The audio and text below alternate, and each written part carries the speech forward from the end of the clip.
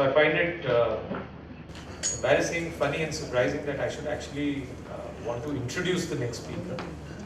I don't think he needs an introduction, so let me merely welcome to the HDFC Investor Conference on mid-caps and more importantly on new age businesses. Let me welcome Ashishkumar Chauhan, the CEO of the Bombay Stock Exchange. Ashish. Thank you. It's a pleasure and honor to be in front of you. We deal with stock exchanges every day, and we have opinions on good, bad, ugly, but we don't know what is the business, how does the business make money, why does it exist, and so on and so forth. So there are, in each business has several levers, right? Several important areas in which it needs to work on, and newer things happen. I'll tell you a few stories on what actually happens in stock markets and how the Indian stock markets have evolved, how the world stock markets have evolved and will evolve. So how much time we have? So basically, the story of BSE is like story of any other old exchange. It was set up in 1875. It is the oldest exchange in Asia. Tokyo Stock Exchange is around 1 younger to BSE.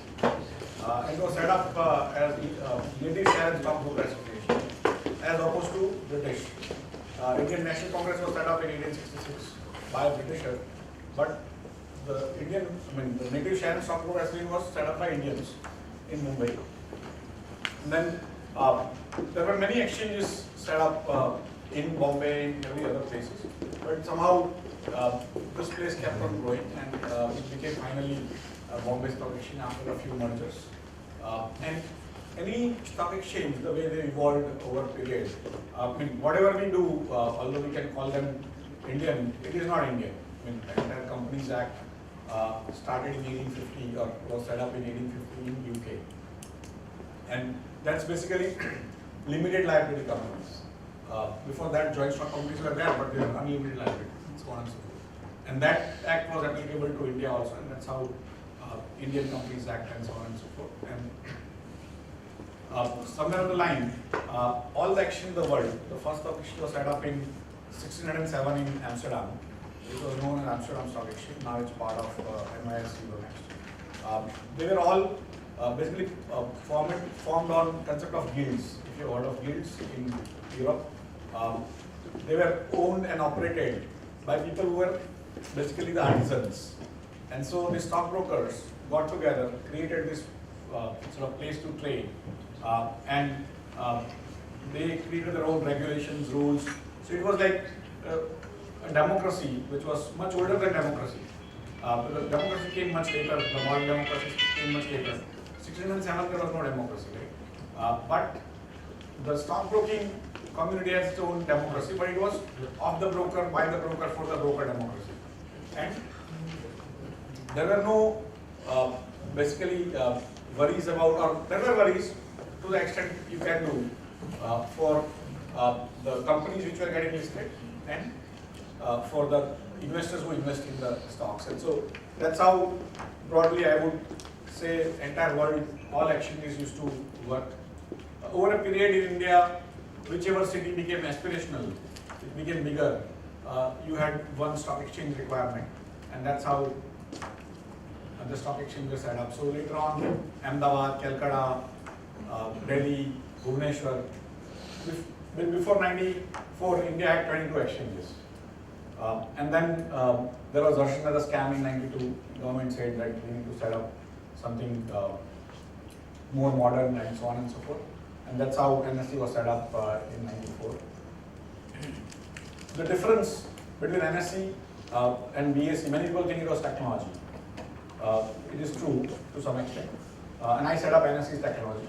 I also set up NSE's equities market. I set up NSE's derivatives market. I set up Nifty. I set up NCF. I set up whatever you see as NSE, including building, was set up by me. So basically, the difference was technology. Initially, because NSE came in, But there are other differences which were more important because 94 November 3 NSE started. BSE in 1995 middle this June they also automated. Those days automation took long time, but BSE actually expedited whatever their programs were and they started doing stuff, and they incidentally had a better technology.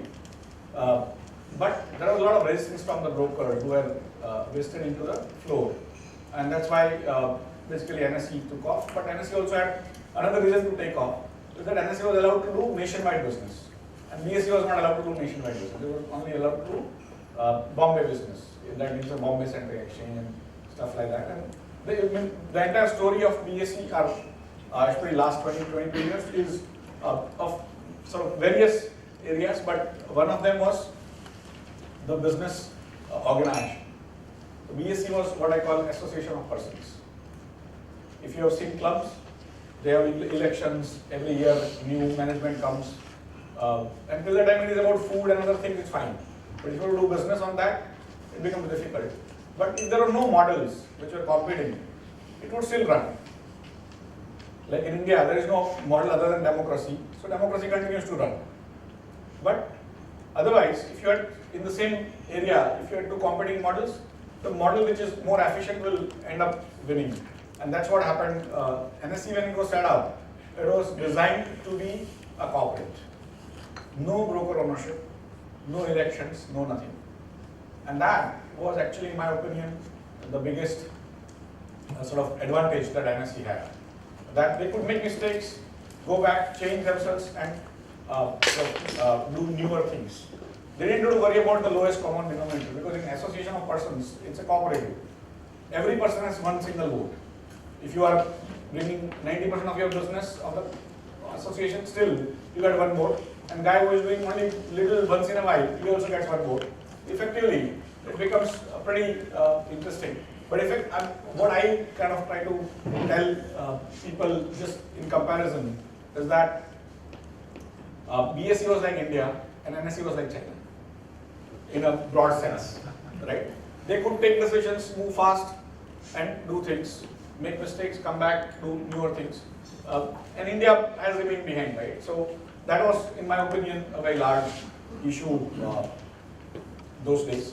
And that's where NSE kept on evolving faster. BSE model didn't evolve that much. And they had already got a bad reputation due to a variety of reasons, including Harshal Mehta scam. But later on, there were scams relating to Ketan Parekh, where the BSE board was removed. And so brokers used to basically be on the board. They would trade between say 12 and 2. Later on, after NSE set up, it was 10 and 3. But when brokers will trade, but evening they will also make the regulations, do all the stuff. They were smart people.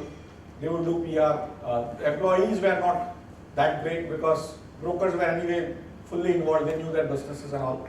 And each broker is reasonably smart. That's why he's there. Otherwise, he'll go away pretty fast. And so it used to run for 120 years out of say 140 years of existence. And NSE came. It was a big shock. NSE became larger than BSE in 11 months of its existence. And then in 2000, Ketan Parekh scam came. BSE board was removed. And then Badla was closed down. In fact, Badla was closed down much earlier. But NSE BSE quietly introduced them in the name of AL, BM, and Bliss. If some of you who are my age might recall, some of you who are young who would even understand what was album and what was Bliss. But it was basically Badla in a new form. It was quietly brought in with some connivance of some regulatory officials, and everyone was part of it. But the bubble bursted. BSE got a bad name. It was actually more open positions on NSE than BSE, but BSE got a bad name for again variety of historical reasons. And derivatives were allowed. If you are sitting on in 2000, and if you are analyzing a stock exchange business, would you have imagined that the derivatives will become 20 times the equities? Nobody can, right? Nobody is gone. Why I'm telling you this will have repercussions later on, valuation, how you see the businesses and so on and so forth. But in some sense, In 94, this was the first fintech business in India. HDFC Bank came slightly later, including the ATMs and all were actually powered using the SATCOM, which I set up for first time in India. And so many part of the history goes through, but derivatives are allowed, and when you trade derivatives on one place, you trade equity also there. And slowly, BSE, since they didn't even have brokers managing it, it kind of went on. In 2005, the government said that all these exchanges, which are old style, owned, operated by brokers and association of persons, they should be made corporates on NSE style. So in 2005, government came with a notification from SEBI saying BSE should be made a corporate. And 51% of the shareholding should be sold out to non-brokers. So there are a lot of, again, to and fro, but finally it happened in 2007, and BSE 51% shares were sold to non-brokers, and 49% were kept with the brokers, and they were allowed 3 board seats out of 12. They were having 25% representation. But again, the management earlier was the same. It's just the association of persons got changed to corporate. Nobody changed, and so it was running as if it was the old world. In 2009, they hired a CEO first time from outside, and that was the kind of a break point. And then in 2009, new people started coming in. BSE had basically, when I joined in 2009 and as deputy CEO, because BSE bought a company which I had in stockbroker software. Many large companies use that software even now. And so I came in as deputy CEO, but there were 4 issues we had identified. One was what we call technology, that although BSE's technology was on par or better than NSE in 1994, by 2009 and 2010, they had not invested over 15-16 years, and that's a long period in technology domain. And NSE kept on investing, so they had gone far ahead. BSE didn't even have technology for derivatives and so on and so forth. Second issue was distribution. BSE was still primarily a Bombay-centric exchange. We had members from Bombay, not from outside. And so we had to worry about how to become larger distribution. By the time MCX had come, they also had a larger distribution. And so distribution was an issue. Products were an issue. BSE was a single product exchange, stock exchange. We should trade stocks. And NSE was trading liquid derivatives, currency derivatives, interest rate derivatives, many other things. And so BSE had to worry about getting into newer products. And it was kind of last getting into that. And fourth was people. That BSE used to have people who were basically designed or hired to not use their brains, because brokers were using the brains. And they were designed or they were hired for their capabilities to lift a large number of certificates, because physical certificates used to be there. And so people had to move around. So most BSE employees were basically, in a sense, hamals. And so in a modern world, it was not sort of possible to work that kind of exchange with that. So we had these 4 issues, and we kept on solving those issues as they happened, because you take your past along. It's easy to set up a new exchange like NSE. It's difficult to change an old exchange like BSE, because mindsets are there. Everyone is used to running it the way they want, and then you have to maneuver through the stuff. Technology guys don't want you to change. Distribution, people don't want to change because they want other people to be sub-brokers, although you have become too small. But still, so there were many issues. And so technology we changed in 2013, and now we are the fastest exchange in the world. Those days, we used to have a response time of 300 milliseconds. Then we changed it to 10 milliseconds. But later on we realized we need to be in microseconds. And so we changed our technology. Now we have 6 microseconds response. In 1 second there are a million microseconds, 10 lakh microseconds. So we give you response in 160,000 per second. You close your, open your eyes, you would have a few 100,000 orders in our system. And our scale was 5,000 orders a second. Now our scale is 500,000 orders a second. 100 times larger, 1,600 times faster. Cost can multiply manifold, right? If you try to create that kind of infrastructure, 1,600 times faster and 100 times larger. Practically, even if you can achieve in a physical world, you'll pay practically 1,60,000 times more money on hardware, software and all, right? Even more perhaps, because that kind of skill has to be achieved. But what we did is we went on open source, and our cost of hardware from earlier with 5,000 orders a second and 10 millisecond response time to 500,000 orders a second and 6 microsecond response time became 1/3. So from 50 crore a piece of hardware, we came down to 16, 17 crores a piece. And that is because we went on open source. We achieved that kind of great scale and great speed. And I mean, the nearest fast exchange in the world is around 60 microseconds. So we are like 10 times faster than the nearest guys, and we are trying to get into nanosecond and stuff like that. Why speed is of essence? Is because in stock markets, if you get faster information, you win. If you are able to execute faster, you win, right? So that speed is of essence, and the technology, we are the original fintech. So basically, we don't produce anything. We are a network of computers, and that's why technology is very, very important. But it's not only the trading part, but clearing, settlement, network, broker management, listing management, all those things are important. So over the last 5-7 years, we have changed BSE's technology completely from like piece by piece. You can't sort of do things, and it is like changing the engine of a aeroplane in mid-flight, because anytime it goes down for even a minute, it's a large news, because there are 6 television channels talking about stocks doing nothing, and if you make any mistakes, you are actually taken for a ride, right? So we have to be really careful, but we changed all these things, and not many organizations change their core technologies. If a bank automated in 80s, and if they were on mainframe, they will still be on mainframe. If a bank automated in say 2000, and they were on say server stuff, they will still be on that. Nobody has a guts to change the technology, because if you have 3 lakh ATMs and so many people coming through, how do you change it, right? If you make a single mistake, $1 goes from here to there, you'll have to lose your job, CEO and Chief Information Officer. And that's why nobody tries that. Because if it happens, nobody cares. If it doesn't happen, you lose your job, right? NCDEX is currently trying to change their technology. Last 6 months, every weekend they call the vendors, and then they tell them on Sunday, "Yaar, kabhi nahi karte, next week." So, but BSE ended up changing, and it is now pretty much sort of the top of the line in the world. In terms of distribution, we had around 700 members.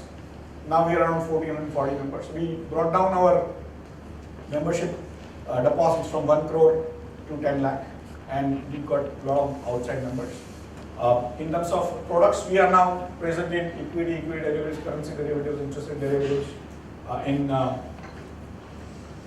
OFS, offer for sale, EIPO, SMEs, mutual fund distribution, and few others, including bonds.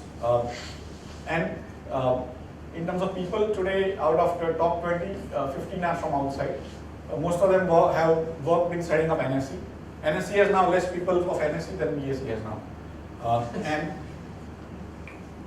I mean, they all come from top of the line organizations, from HSBC, from ICICI, from Morgan Stanley. Like our chief operating officer is now, used to be chief operating officer of Morgan Stanley. Before that, he was chief operating officer of NSE. Similarly, our head of listing used to be head of listing on NSE, then ICICI, then BSE. Similarly, Deloitte and HSBC, and all sorts of, I mean, we have got the best team there is in the stock exchange business in India. And when I joined, people told me that why you are going there, it's a dying place. And there was a great competition that was coming, and their chairman once told, when they were launching their action called MCXSX, that BSE is next to museum, it will become a museum. And his friends used to tell me that he's an entrepreneur, you are a bureaucrat, and how when the MCXSX comes, you will suddenly close down. And I used to say that they have done business in video games. And they have driven their cars in video games. But our business is a lot of friction. When you drive cars on real roads, you end up paying petrol money, and that is what our business is about, STD. When he comes, it's going to be very difficult for him, because every month, every year with my low volumes, I'm paying 1,000 crore STD. That kind of money, if you lose to become not so successful, and if you have to become sort of closer to NSE, you have to pay 7,000 crore of STD. Even Mukesh Ambani can't handle that kind of losses sort of on a running basis. And so when they came, they kind of fell apart as soon as they entered the securities market. Commodities was a video game business. This was a real driving of car. And why I'm telling you this is, these are some of the more nuances, some of the more interesting nuances of our business. If you don't kind of get it, you have sort of, you don't appreciate what works, what doesn't work, because from outside they don't look exchanges. Inside, things change drastically. And so we basically now started getting good people, and today we have practically the best team that is available at also very low cost. At each level, we pay 1/3 the cost, at least top 5 levels compared to NSE or others. And so we run it on a very tight basis, our cost and so on and so forth. When we joined, we also realized these are 4 issues we had to resolve, but we also created 2 different strategies. One we call red ocean, other is called blue ocean. Red ocean strategy is such that the ocean is red, in a sense it's bloody, there is blood flows. Why it flows is because you try to go into a business which incumbent has a say. And when you try to take the territory, you have a lot of fight and you have bloodshed, and that's why it's called red ocean strategy. Blue ocean is completely new. You start afresh and everyone can start afresh, and whoever wins, wins. And so we worked on saying that anything new comes, we'll try to win. And last 5 years, whatever has been allowed by SEBI, ours is a highly regulated business. We are also regulators. And it is good in a sense that for foreseeable future after NSE fiasco, you will not have any exchanges. So you're a protected business. Other thing is, it's bad because you can't start newer businesses and so on and so forth. And so you have restrictions, but you also have protection. So in blue ocean, whatever was newly allowed, like SME was allowed, we went ahead and started working on it faster, better. We are hungry. We don't have that kind of revenues. And so we became more successful. Today, after 5 years, we have 161 companies listed. NSE is probably 30 odd, or probably less than 30. Mutual funds were allowed. India is one of the few countries where the stock exchange distribute active funds. ETFs are usually traded on stock exchanges, but not the active funds. They were allowed in 2009, so 7 years, around 6-7 years, and both started together. NSE started early because they also used to get involved in making regulations and then publishing it. You would get to know much later once they are published. But effectively, they started early, we started late, and now we have 75% market share on that exchange distributed mutual funds. This month we will do around 700,000 orders in a month, 7,000 crore of business for mutual funds. It's the largest mutual fund distributor platform of India by miles. No mutual fund does 7,000 orders in a month. We do around 500,000 SIPs, and every year we are going like 200 to 300%. In first 4 months of this fiscal, we surpassed our last year's total. So those are the kind of numbers that go on in mutual funds. And yesterday we announced charging to mutual funds. First 7 years we didn't charge, but yesterday we started charging on December 1 onwards to AMCs, not to the customers, because AMCs are used to paying commissions and so on and so forth. They also pay to registrar, they also pay for collection of funds, so we start charging them yesterday onwards. But we are pretty large in mutual. Anything new that has come offer for sale, we are 90% of the market. Offer to buy, we are 90% of the market. Recently, new market was allowed privately placed debentures to be placed through exchanges. SEBI issued a regulation in July that anyone who uses privately placed debentures above 500 crore rupees, they have to go through the exchange platform. And we started doing it in last 4 months. Put together privately and publicly placed debentures, we have done around 1 lakh crore, 3,000 crores in 4 months. It's now, other than bank, it is like 35% of the market share in all the debt raised other than banking and corporates. So that kind of non-linearity comes in our business. Suddenly you take off. I mean, NSE was nothing in November 394, and November 395 it was larger than BSE, even in 20 years back. And things happen very, very fast. And that is what you need to remember, that what you consider market today may become very small compared to what is coming tomorrow. And similarly in revenues and so on and so forth. So Blue Ocean, we have huge wins in many places. In Red Ocean, that is existing markets, there are 4 of them. Equity derivatives trading, equity derivatives trading. BSE still is the number 1 in listings in the IPO markets and so on and so forth. Even currently, if you do any IPO, BSE would get you 60%, 65% of the all the subscriptions. Anything to do with investments, BSE will be much larger. Anything to do with speculation, BSE is currently smaller. It may not be so later on. So we had 4 products to worry about on Red Ocean: equity derivatives, currency derivatives, and interest rate derivatives. Equity and equity derivatives go hand in hand. They are joined at hip. If you trade equity somewhere, you trade equity derivatives somewhere. It's like you buy toothpaste somewhere, you buy toothpaste from there. And so your margins are lying. You have a lot of similarities. And there is a barrier to entry is in terms of friction, the STD. Each time you trade, you end up paying a lot of money to the government. I was telling today, meeting somebody, that if a brokerage is earning 100 rupees from clients, 89 rupees going STD, CLD, stamp duty and service tax. And service tax is going to increase next year with 18% on GST. And so, instead of 89, you pay 90%. It's a huge friction. Out of 10%, you run all brokerage houses, all research, everything, including this kind of seminars, and then try to make profit.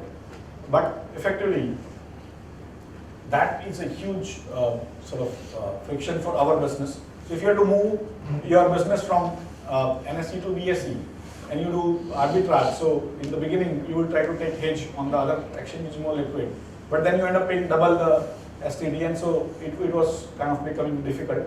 We started providing in derivatives people ability to earn from us to defray the cost of STD. So we called it liquidity enhancement scheme.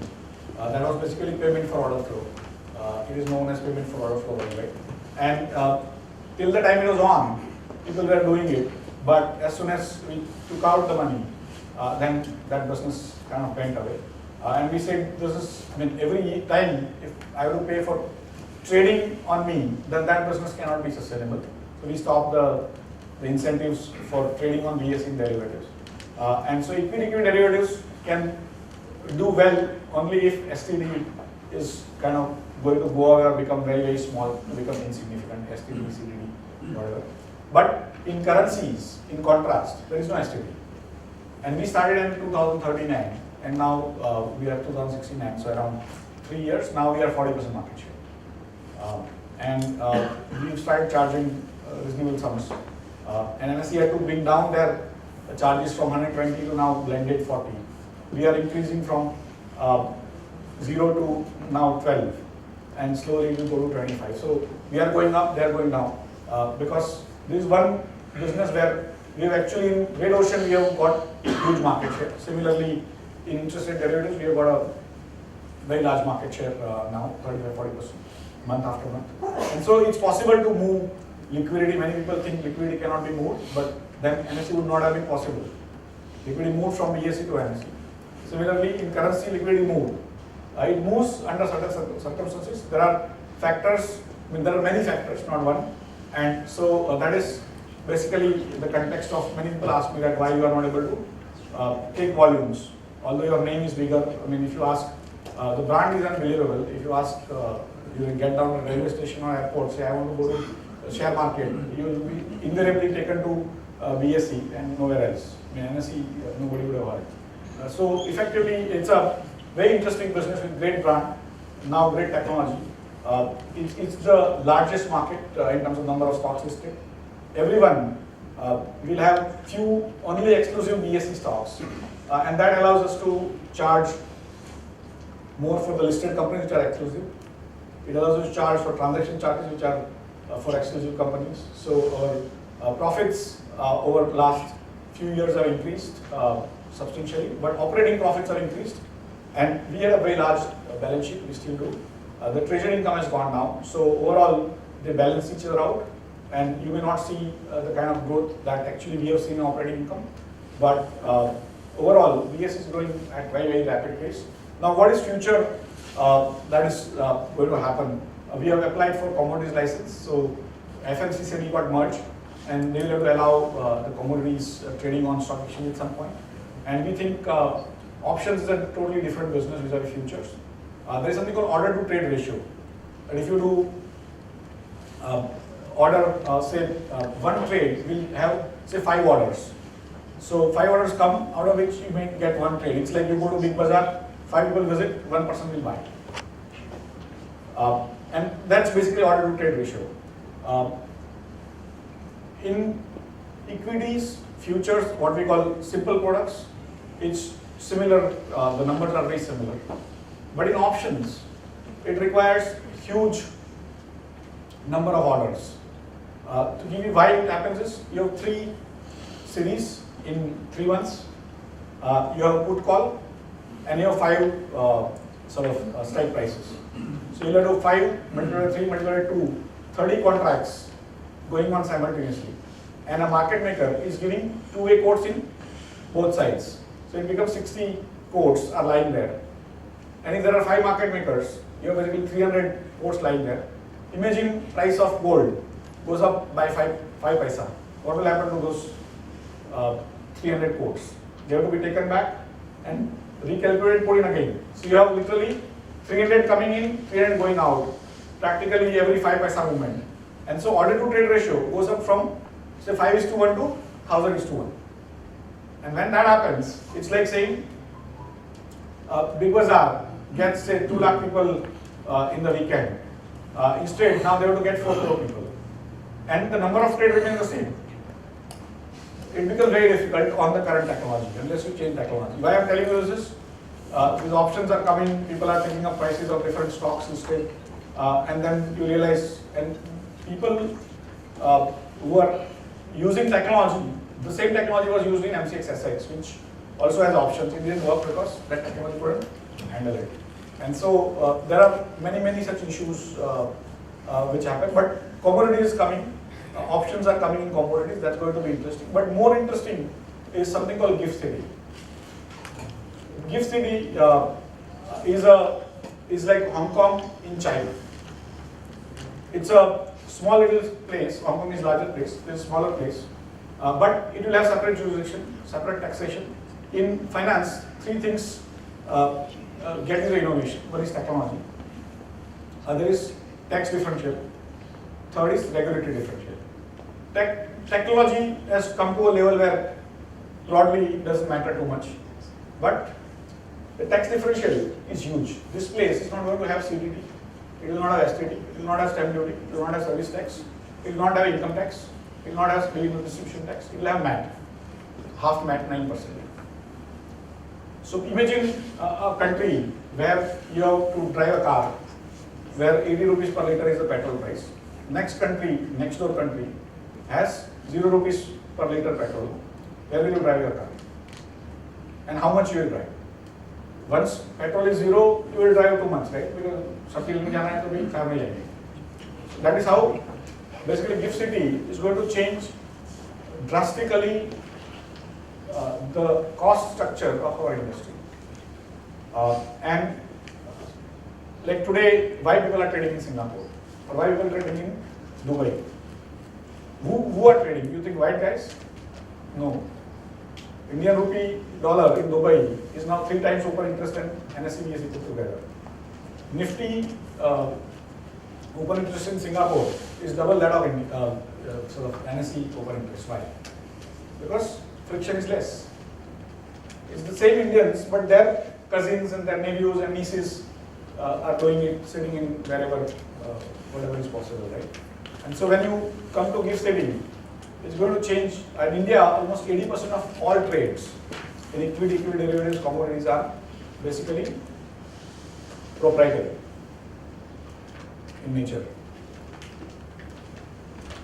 I've been told, I would like to be corrected, that in M6 is 25,000 crore volume every day, probably 2,000 people are trading. Okay, so that kind of numbers, basically most of it is proprietary, and those guys are very, very cautious of all the costs they pay. Today, STD, CDD, stamp duty, and service tax put together is around 12,000 crores. So you are paying 12,000 crore on one market. The next market, which is adjacent, you're going to pay nothing, but you are not allowed to go there if you are individual. But if you are corporate, you can do it. If your friend is sitting in Dubai or in London, he can do it. If your cousin is sitting in Japan, he can do it. So finally, GIFT City is going to be a very interesting place, and BSE is the first mover. When Prime Minister was Chief Minister of Gujarat, he visited BSE in 2013 middle, and he invited me to set up an exchange. That time nobody knew he would be PM. But that time, on the spur of the moment, I said, "Okay, sir, I will guide that."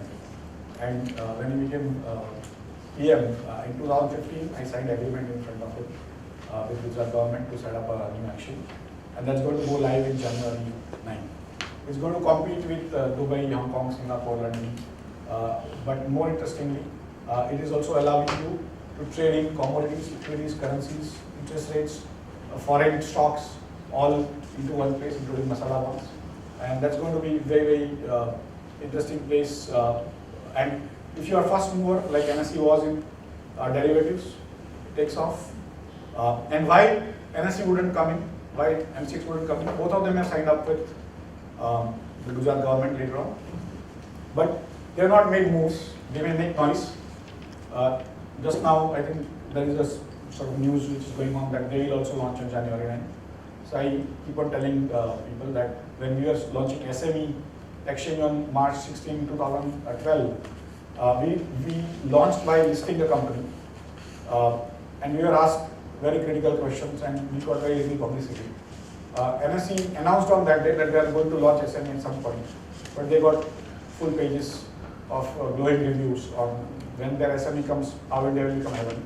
And so, whatever, because they have more money, more revenues to spend, and everyone likes revenue, including newspapers, magazines, televisions.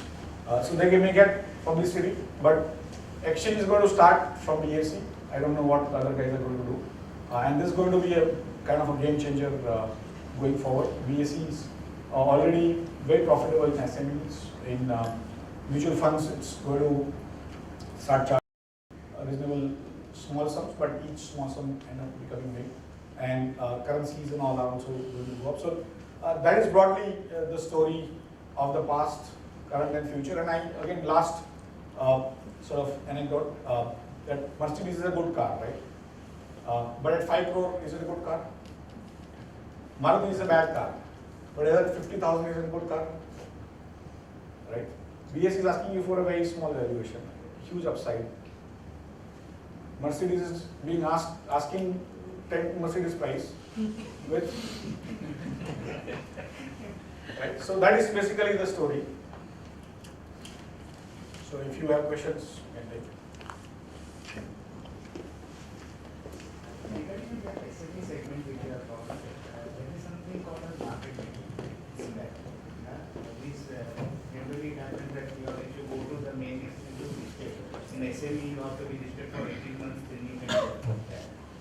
My question is that it does not provide the depth which is required. Therefore, you require a market maker, which is generally brokers or anything. It gives a wrong name to the company. This is a personal experience which I am telling. And then once it gets listed in NSE or anything, it give another depth and something is happening. Why this thing is going on? See, basically, there is a perception that stock requires infinite liquidity, and in foreign markets there are infinite liquidities. In Indian market also on NSE there is infinite liquidity. it is actually incorrect perception. It's a more a perception, reality is different. So basically what happens is, these are all perceptions that we are poor, so we have this many problems. America is rich, so they will not have all the problems. In fact, they may have more problems, but we create it in our mind. So we have 161 companies listed, out of which 18 have gone to the main board, and they are doing very well. They are not listed on NSE, none of them. But their market caps have increased and so on and so forth. So basically, what is this? What is the stock market's function? We think it's for trading, because all of us earn our money, so we think trading is the only thing. Stock market actually, the biggest function it does is basically what we call price signaling. It signals price. It's like this area, per square foot rate is say 10,000 rupees a square foot. Even one small office gets sold out of 1 crore square foot around, it still puts a benchmark, right? You don't have to trade your own office every day. But in stock market, we think everything has to trade every day. So there is concept of wealth creation also, price signaling also. So small companies were not allowed to come into Indian markets after 95-96, when a lot of companies came, took money, vanished. They were called vanishing companies. So BSE, NSE didn't ever take small companies, but BSE already had a lot of companies. BSE stopped taking small companies. In 2010, government forced them to take a small companies also. We said no, we don't want, because people say that their money is taken and people run away. So we don't want such small companies. And then they say, no, but you create a framework. These small companies have legitimate need to raise funds, create wealth and so on and so forth. And we want you to do something about it. We said, okay, we will not want small investors. We will require minimum 1 lakh lot size. Otherwise, in main board, you can buy 1 share of 1 rupee. Here, you will have to minimum do 1 lakh rupees. Then we said, because these companies are usually collecting, say, 7-8 crore rupees, sometimes even 50 lakh rupees. If you have 1 crore, 1 lakh share per lot, in 7 crore, how much it comes to? 700 lots. And these are investors, these are not traders. So if assuming a person trades once in 10 years, because he's an investor, then out of 700 persons, you will have 140 trades, 70 trades in a year, which will be 1 trade in 5 days. So that's why you get a perception that there is less depth or less liquidity. But they are not for trading, they are for investing. So I give you another example, that I give you a company which gives you infinite liquidity, as you want to do.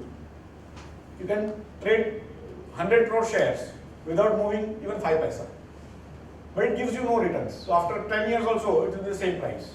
And I give you another company, which you put in 10 rupees, it has 30% movement, even at 1 lakh rupees.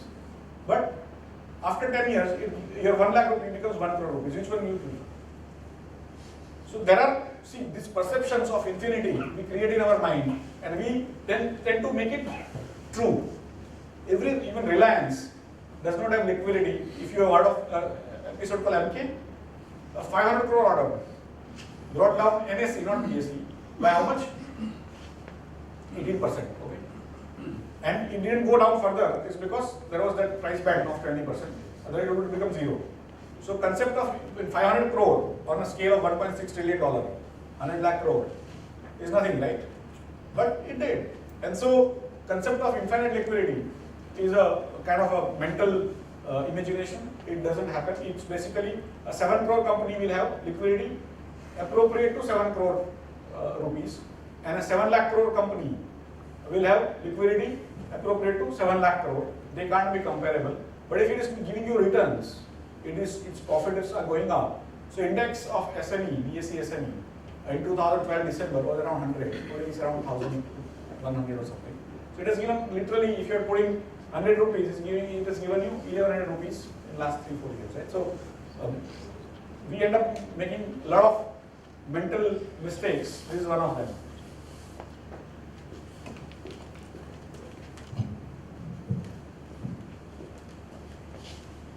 Okay, so I think nobody has additional questions. So I think all of you will subscribe to BSE IPO. I could get a quick reply on this one and the existential dilemma issue. Does a stock exchange really need brokers to connect it with investors? it's an interesting question. Earlier, when I set up NSE, people used to tell me that floor brings liquidity. So if I can sign up with Paytm today, why can't I sign up with the Bombay Stock Exchange? Yeah, it is. See, that's why I tell you the story of the floor bringing liquidity in '94. Okay? Nobody believed that you can trade on screen. Even CME is floor, New York is floor, Nasdaq is floor. Although it was considered automated, it was not automated. So people said screen-based trading will never succeed in the world because human interaction brings you the liquidity. And I said, we'll try. And we didn't even go for market trading, we went for order-driven stuff and all.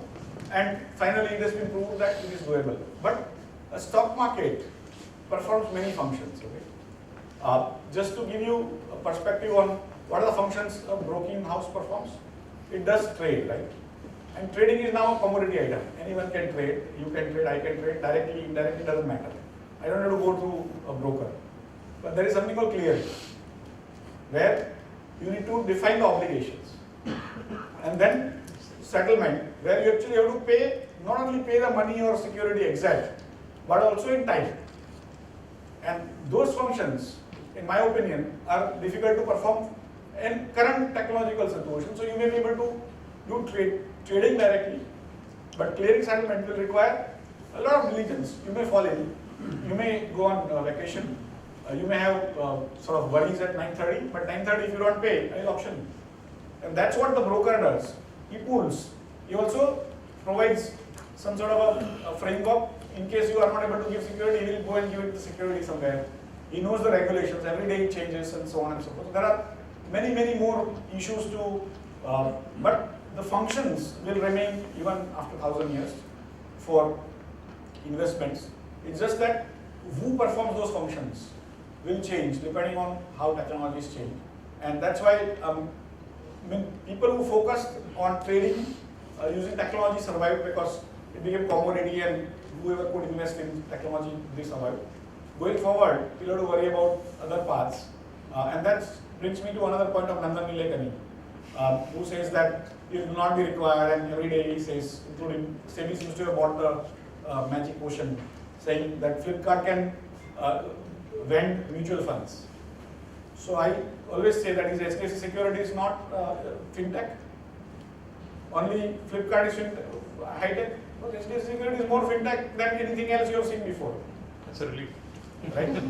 And for me, what they are performing is all the functions of KYC and all. Will those guys do that? The responsibility which is there on HDFC securities has to be also there on those guys. Then only it will work. Otherwise, you say all the malpractices that used to take place will take place there, not here. And you are killing these guys. So I keep on taking this on public domain, public functions also. And Nandan is my senior.